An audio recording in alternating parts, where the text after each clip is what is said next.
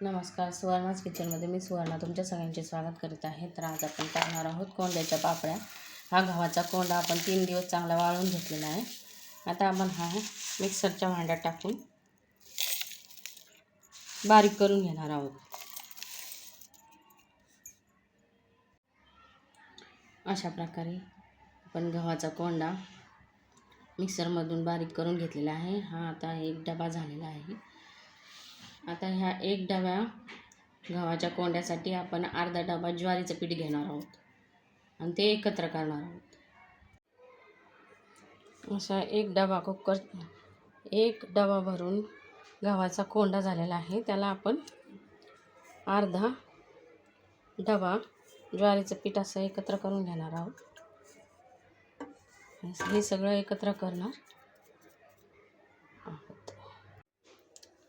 आता गव्हाच्या कोंड्याच्या पापड्या करण्यासाठी आपल्याला लागणार आहे 2 चमचे जिरं, 1 लसणाच्या पाकळ्या ठेचून घेतलेल्या आहेत, 2 चमचे तीळ, हे मूठभर शेंगदाणे कुटून घेतलेले आहेत, 2 चमचे लाल तिखट आणि 2 चमचे मीठ.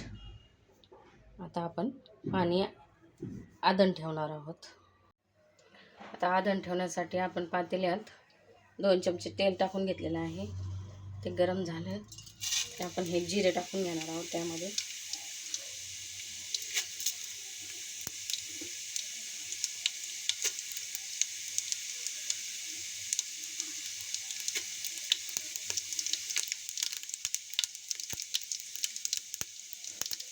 जिरे लाल झाले त्यात पाणी टाकून घेणार आहोत.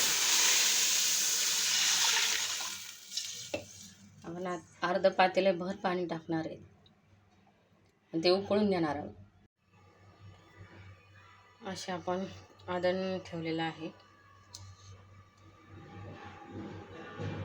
त्याला चांगली उकळी येऊन द्यायची आहे.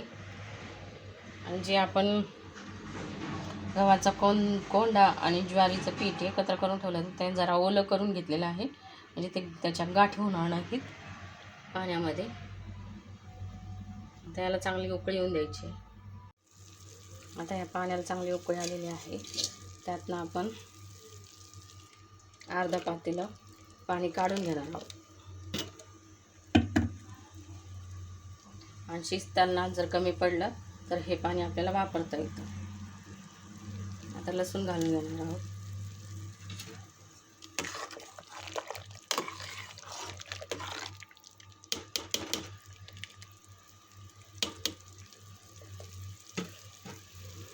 ह्याच्यात मीठ घालून घेतलं होतं आणि आपण आता सगळं साहित्य घालून घेणार आहोत. त्याच्यात जसं जसं शिजत राहील तसं मीठ आणि पाणी लागेल तसं टाकत राहायचं.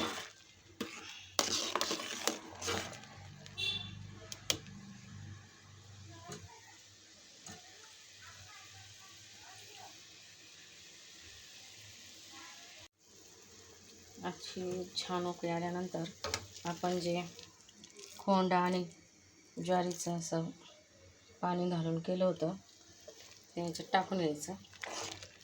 चांगलं हलवून घ्यायचं. ते सगळं मिक्स करायचं एकत्र आणि गाठी फोडून घ्यायच्या चांगल्या.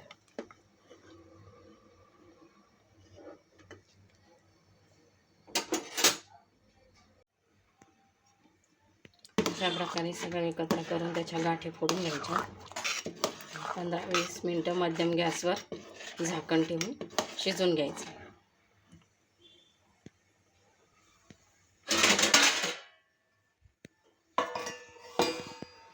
अशा प्रकारे झाकण ठेवून मध्यम गॅसवर शिजवून घ्यायचं. अशा प्रकारे पातेल्यावर साई येऊस तोपर्यंत आणि चिकाला चकाकी येऊस तोपर्यंत शिजवून घ्यायचं आहे. 15 ते 20 मिनटं आपण हे शिजवून घेतलेलं आहे. आता याच्या उन्हात पापड्या घालायच्या आहेत. पळीने पापड्या घालायच्या आहेत. अशा प्रकारे कडक उन्हामध्ये आपण कोंड्याच्या पापड्या घालून घेतलेल्या आहेत. आता हे 2 दिवस चांगले उन्हामध्ये कडकडीत वाळून घ्यायचं आहे. अशा प्रकारे आपल्या कोंड्याच्या पापड्या तयार झालेल्या आहेत. आपण तळून किंवा भाजून खाऊ शकतो. मी तुम्हाला तळून दाखवते. अशा प्रकारे आपल्या कोंड्याच्या पापड्या तयार झालेल्या आहेत. तुम्हाला ही रेसिपी कशी वाटली ते कमेंटमध्ये नक्की सांगा. तुम्ही पण ही रेसिपी घरी ट्राय करा. व्हिडिओला लाईक, शेअर आणि सबस्क्राईब करायला विसरू नका. बाय.